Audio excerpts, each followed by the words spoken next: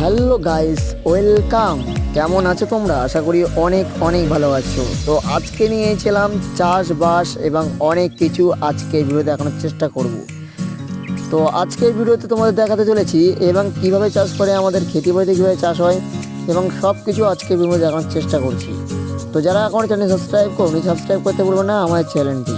তো দেখে আসুন নতুন নতুন ভিডিও আমার চ্যানেলে আসতে চলেছে, খুব সুন্দর ভিডিও ব্লগিং ভিডিও আসতে চলেছে আমার চ্যানেলে খুব তাড়াতাড়ি। চলো বন্ধুরা, আজকে আমি একটা জায়গায় এসেছি, হচ্ছে বর্ধমান।